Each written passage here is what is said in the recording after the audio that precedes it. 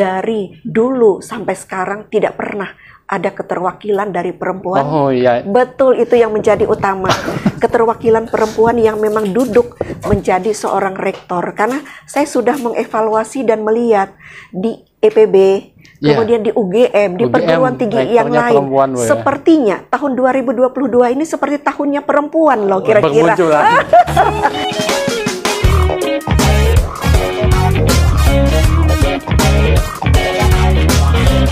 Bertemu kembali dengan bincang-bincang Kalteng Pos dan Kalteng Pos Radio. Hari ini kita akan berbincang dengan Ibu Profesor Dr. Insinyur Yetri Ludang, MP. Beliau adalah Direktur Program Pascasarjana di Universitas Palangkaraya. Dan pada tahun ini beliau maju sebagai bakal calon rektor dalam pemilihan calon rektor tahun 2022-2026. Nah, hari ini kita akan berbincang dengan beliau. Mungkin kita ingin tahu apa latar belakang beliau maju sebagai bakal calon rektor, termasuk 2 calon perempuan dari 13 calon. Nah, selain itu juga kita ingin tahu apa saja program-program yang akan beliau tawarkan untuk membangun UPR ini. Selamat sore Bu, apa kabar? Selamat sore, puji syukur, alhamdulillah, sehat selalu. Sehat Bu ya? Walaupun maraton nih Bu. Betul. Hampir setiap hari ini sosialisasi dari fakultas ke fakultas. Betul. Hari ini dengan BEM Bu ya? Oh, hari ini dengan Badan Eksekutif Mahasiswa yang sudah dilaksanakan sampai siang tadi. Iya. Itu di halaman luar kayaknya Bu. Agak beda dengan yang sebelum-sebelumnya. Iya, sangat berbeda tapi seru rasanya. Seru ya? Iya, betul. Iya. Baik Bu. Bu mungkin bisa diceritakan sedikit Bu dengan teman-teman nanti ini. Betul. Apa yang melatar belakangi Ibu sehingga maju dalam pencalonan kali ini Bu? Iya.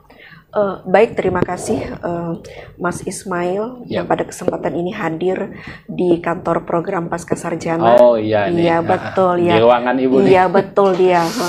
Semoga betah ya, Mas betah, Ismail. Iya, sangat luar biasa sekali. Nah, jadi dalam kesempatan ini yang melatar belakangi saya mencalonkan diri ya mungkin dari unsur perempuan dalam hal ini menjadi calon rektor Universitas Palangkaraya di tahun 2022 di 2026 itu tidak lain ialah karena kita melihat juga ya perkembangan saat sekarang ya kan dari dulu sampai sekarang tidak pernah ada keterwakilan dari perempuan. Oh iya. Betul, itu yang menjadi utama.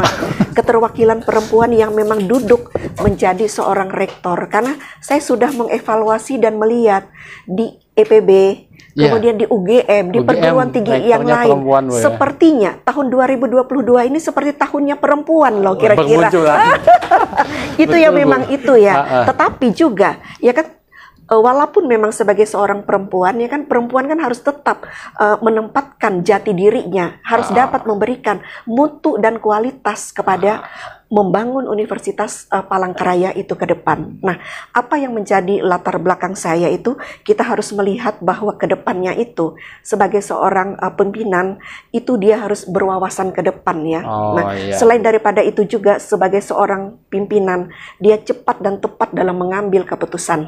Nah, selain itu juga berintegritas. Di samping itu juga sebagai seorang pemimpin itu dia mempunyai kemampuan negosiasi, lobby dan kerjasama juga. Nah, dan yang paling lebih lagi diinginkan ke depannya bahwa sebagai seorang pemimpin, terutama rektor Universitas Palangkaraya ini harus dapat menerapkan aturan. Nah, apa sih yang memang harus dapat menerapkan aturan? Aturan yang memang ada itu janganlah dilanggar. Ya, maksudnya harus ditepati, dijalankan, Bu, ya? Dijalankan dengan benar-benar karena aturan itulah adalah sebagai pegangan kita untuk merasa nyaman dan aman kita dalam bekerja itu sendiri. Dengan aturan yang betul-betul kita terapkan, kita akan memiliki satu kepastian hukum dalam hal ini karena aturan betul-betul kita jalankan. Nah, misalnya statuta, ikutin aturan statuta itu ikutin daripada OTK yang memang ada itu sendiri ya karena memang itu adalah produk aturan yang tinggi bagi Universitas Palangkaraya. Nah, yang selanjutnya lagi mengapa saya coba untuk mencalonkan diri itu tidak lain adalah jika ada masalah itu haruslah diselesaikan secara internal di Universitas Palangkaraya. Nah, maksudnya begini ya, yang harus diselesaikan di internal. Jika ada permasalahan di kemudian hari, jangan dibawa ke ranah yang luar dulu. Ya, panggil yang bersangkutan, selesaikan, karena kita di Universitas Palangkaraya ada satu pengawas, dalam hal ini Satuan Pengawas Internal yang memang SPI, dalam hal ini disingkat SPI, untuk apa, menyelesaikan permasalahan-permasalahan yang ada. Selain daripada itu, yang paling utama itu adalah bagi saya memberantas pungutan yang memang ada di Universitas Palangkaraya. Oh gitu Bu ya? Iya, haruslah seperti itu. Bagaimana kalau kita tidak memberantas seperti ini? Kedepannya apa yang kita inginkan dari membangun Universitas Palangkaraya yang bersih menurut saya? Nah, itu memang harus betul-betul kita terapkan semuanya.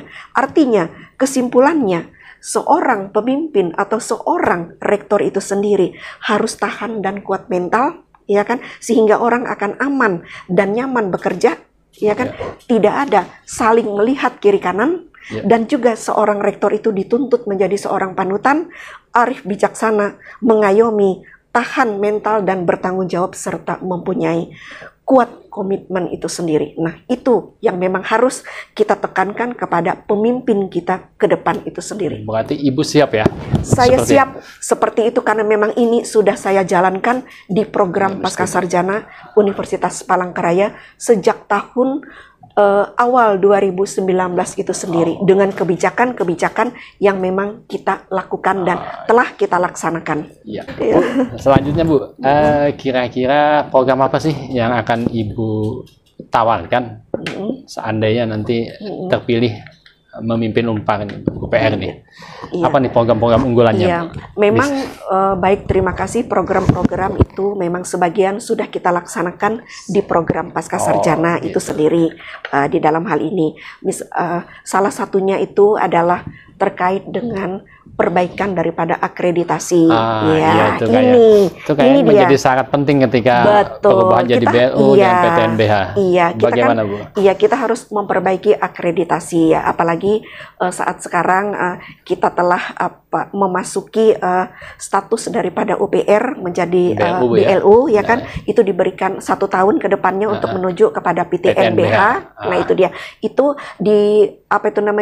diminta ya kan, seorang pemimpin yang betul-betul ya kan mempunyai syarat atau memang niat ikhlas untuk betul-betul memajukan Universitas Palangkaraya, sehingga 1 tahun itu walaupun terasa lama, itu cukup waktu yang singkat Bu, ya? Untuk mewujudkan PTNBH itu sendiri. Kita yakin dan percaya bahwa dengan adanya komponen-komponen yang ada di Universitas Palangkaraya dengan kebersamaan itu yang sudah saya lakukan di program Pascasarjana, tidak ada yang harus perlu mustahil, ya kan, kita akan yakin itu akan pasti terwujud.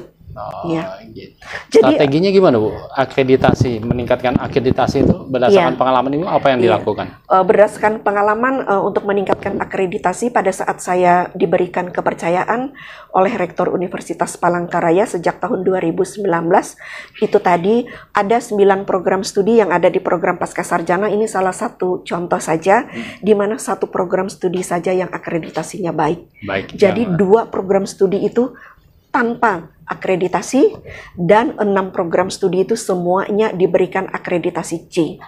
Alhamdulillah, sejak tahun 2019 ya kan, hanya sisa 2 saja yang belum akreditasi menuju baik sekali, yaitu ilmu pengetahuan sosial dan pendidikan ekonomi. Nah, baru-baru lalu kita telah melaksanakan asesmen lapangan untuk akreditasi S2 pendidikan dasar pada tanggal 27 sampai 28 Juni. Alhasil, alhamdulillah sekarang sudah keluar akreditasinya baik sekali. Baik sekali Bu ya? Iya. Itu dia, kita santai aja menjalanin, ya kan? Artinya akreditasi ini harus ada kolaborasi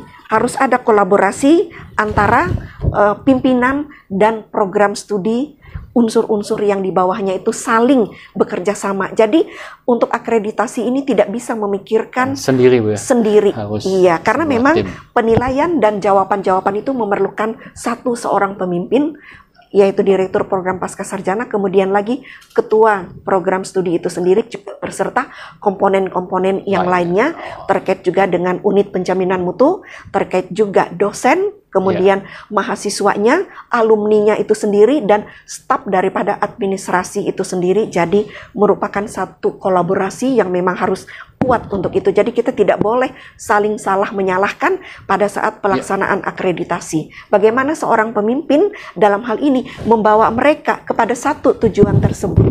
Ya. Selain daripada itu juga program yang lain selain daripada akreditasi itu adalah meredesain daripada kurikulum OB. Nah, outcome based education, di mana kurikulum daripada OB ini sebetulnya saat sekarang memang sudah harus diminta oleh Dikti itu sendiri untuk menjalankan. Bersyukur alhamdulillah bahwa program Pascasarjana sejak tahun 2020 telah melaksanakan kurikulum OB itu sendiri. Jadi kita pertama kali lah yang telah menerapkan kurikulum OB untuk Universitas Palangkaraya. Tidak sulit, kita mengadakan workshop dulu, kemudian mengundang dalam hal ini pihak yang memang berkompeten untuk menyampaikan kurikulum OB, di mana pada waktu itu kita menerapkan kurikulum OB itu dalam hal ini dicerca, ya kan, kenapa harus lebih duluan? Padahal karena kita memang sudah tahu sebetulnya sebelumnya. Jadi untuk apa kita harus mendengarkan orang lain? Karena ini adalah bagus ke depan. Ternyata dari pihak Dikti diminta untuk menjalankan kurikulum OB di dalam keseluruhan di perguruan tinggi. Bukan hanya kepada Pasca, tetapi juga kepada fakultas-fakultas yang memang ada di Universitas Palangkaraya. Banyak fakultas yang memang belum menerapkan kurikulum OB, itu harus semuanya. Kemudian lagi, selain daripada itu ada program lagi yang lain, itu adalah apa itu namanya, kita harus berbasis sistem informasi teknologi. Siakat kita perbaiki, terutama juga peningkatan daripada bandwidth. Nah, ini adalah kenyataan buat saya pada saat kita sering melaksanakan kegiatan-kegiatan seminar di ruang percontohan, kemudian lagi kita melaksanakan kegiatan asesmen lapangan, kita harus mengirim surat kepada apa itu namanya, unit daripada komputer itu sendiri, ya kan, unit pelaksana komputer yang dikoordinir oleh Prof. Saputra itu sendiri. Kita memohon tolong ditingkatkan bandwidth-nya pada saat dilaksanakan kegiatan. Nah, itu kenyataan stafnya daripada apa itu namanya, komputer, unit komputer itu duduk menunggu dari pagi sampai sore kegiatan, begitu juga jika dilaksanakan sampai 2 hari itu sendiri, sehingga nantinya takut jika ada gangguan terkait dengan bandwidth itu. Nah, dia mengarah dulu bandwidth-nya itu ke program Pascasarjana, ya kan, artinya mengurangi kepunyaan yang lain. Nah, artinya setelah kegiatan sama seperti semula lah.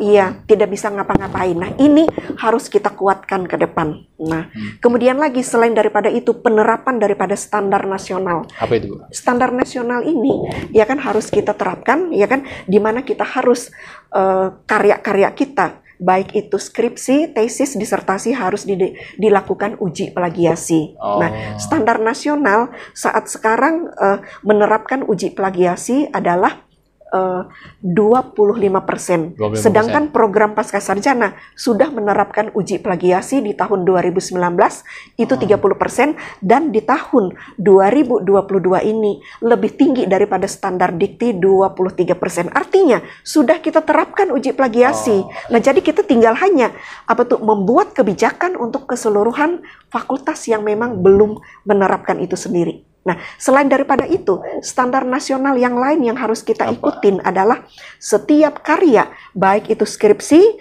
baik itu tesis, baik itu disertasi, harus publish jurnal. Iya, harus mereka membuat satu artikel yang memang mereka terbitkan ke jurnal, baik itu jurnal lokal ataupun jurnal Sinta nasional ataupun jurnal internasional. Nah, tetapi juga ada lagi, kalau memang kita ingin membuat satu kebijakan yang ada di program Pascasarjana, ya kan, bahwa persyaratan untuk maju ujian tertutup itu adalah mahasiswa itu sebagai presenter di seminar nasional, dan yang kedua mahasiswa menerbitkan artikel di jurnal. Nah, jadi jurnalnya ini adalah boleh jurnal lokal atau jurnal yang di luar daripada Universitas Palangkaraya, tetapi ada semacam aturan yang dikeluarkan oleh Rektor Universitas Palangkaraya, kalau tidak salah nomor 2696 ya tanggal 6 Agustus 2020, di situ menyatakan jika mahasiswa dapat menerbitkan jurnal internasional bereputasi, terindeks Copernicus, Scopus ataupun yang lainnya, mahasiswa tersebut memperoleh nilai A dan bebas ujian tertutup. Nah, itu adalah suatu kebijakan yang luar biasa yang kita terapkan.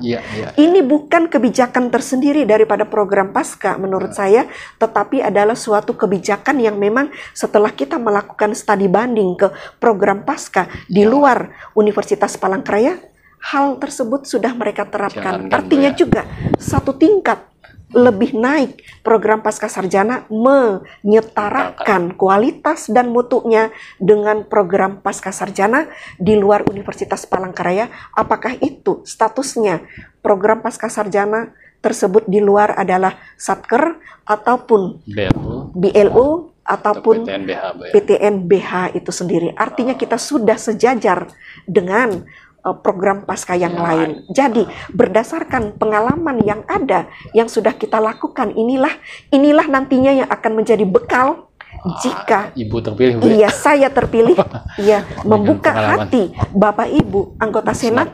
Kapan lagi kita memperbaiki Universitas Palangkaraya jika tidak dimulai dari sekarang? Kapan lagi? Kalau memang masa yang lalu, ya kan, penerapan aturan ada kekeliruan, saat sekaranglah marilah kita mulai memperbaikinya. Iya. Kalau tidak kita, siapa lagi? Itu dia. Selain daripada itu, Mas Ismail, kita harus perlu pengembangan daripada program studi. Contohnya saja, di program pasca sarjana, sejak saya dipercayakan, iya kan? Bu. Di program pasca sarjana semester ini kita telah buka satu program studi baru, Magister Perencanaan Wilayah dan Kota. Ini adalah multidisiplin di mana mahasiswa sudah banyak yang mendaftar. Disinilah kelebihan yang telah kita berikan, ya kan, bahwa di saat ya kan kepemimpinan kita di program pasca sarjana, kita telah mampu membuka satu program studi yang memang program studi ini sangat diminati, sangat diminati oleh warga Kalimantan Tengah di seluruh kabupaten dan kota di Kalimantan Tengah itu sendiri. Sudah cukup banyak yang memang mendaftar untuk Magister Perencanaan Wilayah dan Kota itu sendiri, yang memang cukup lama, sekitar 1 tahun baru dapat terwujud dan terrealisasi melalui surat keputusan daripada apa itu namanya Dirjen Dikti itu sendiri. Iya, itu sudah ada, ya kan, dan sudah masuk di dalam penerimaan mahasiswa tahun baru. Ini, Bu, ya? Iya, semester ini sudah. Itu luar biasa itu ya. Artinya, ya kan, yang saya janjikan dulu pada saat saya duduk menjadi direktur program pasca sarjana, kita harus ada pengembangan daripada program studi, dan ini sudah terwujud juga akreditasi itu sendiri yang memang kita lakukan bersama-sama di program pasca sarjana.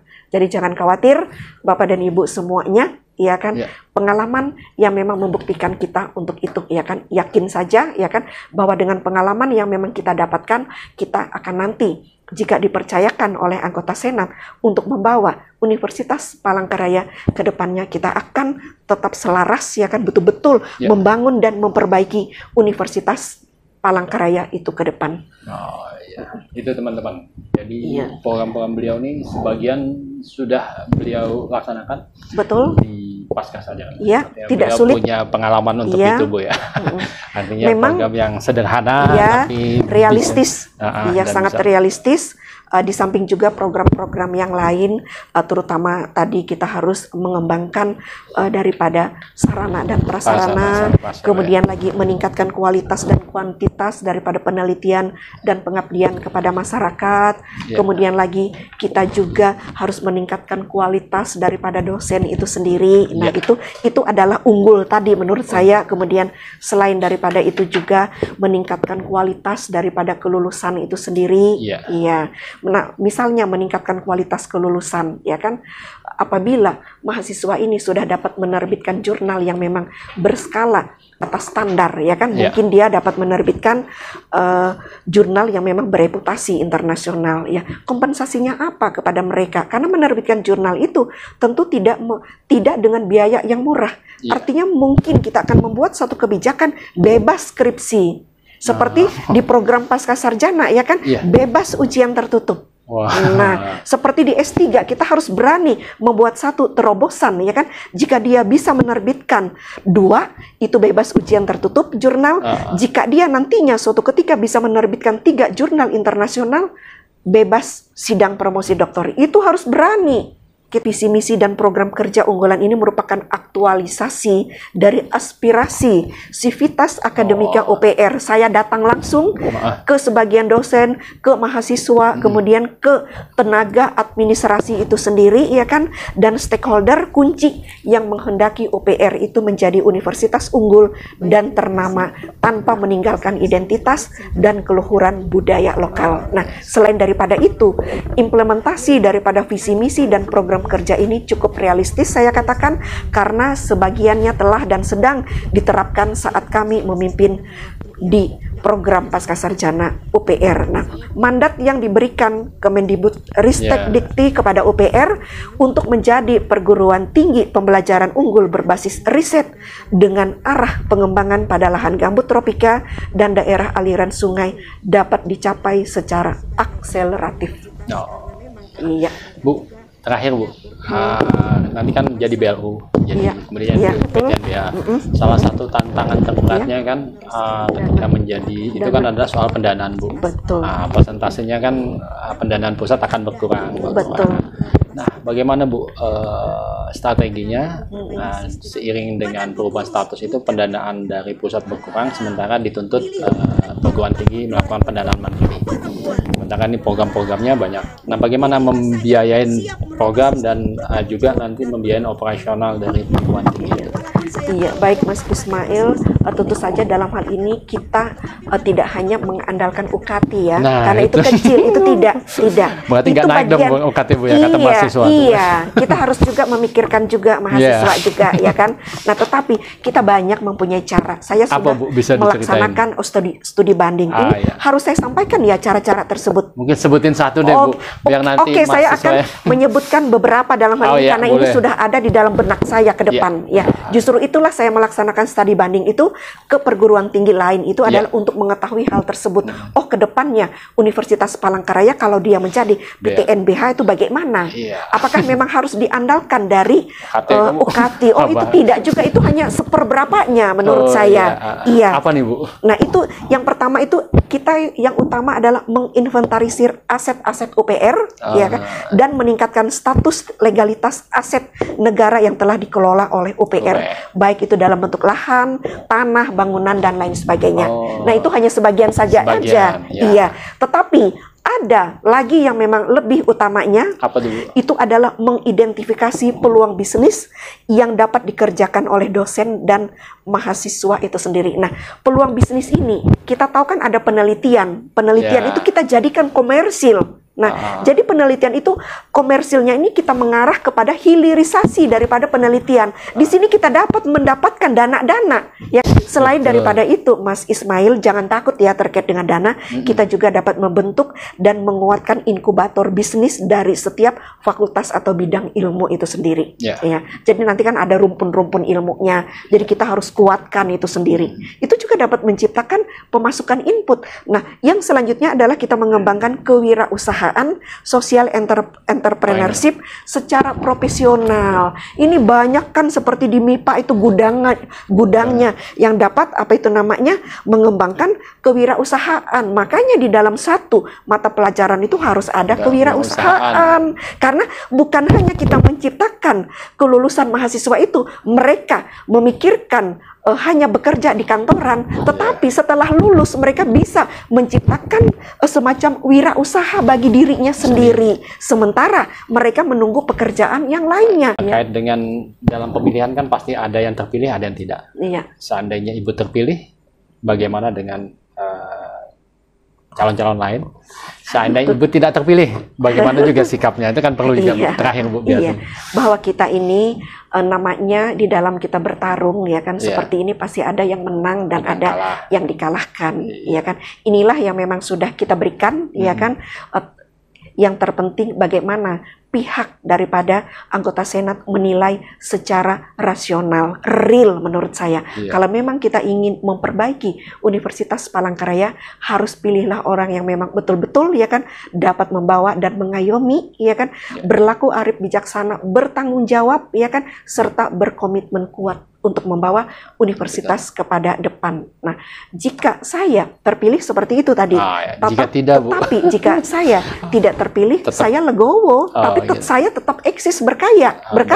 Untuk UPN. Iya. Kenapa kita harus dengan tidak terpilihnya itu harus membuat semacam apa itu namanya gap-gap? Kalau bagi saya itu, saya orangnya sifat saya adalah legowo di dalam hal ini, tetapi saya akan tetap mempunyai niat untuk tetap memajukan itu sendiri. UPN, iya, kita harus legowo kalau kita tidak dipilih.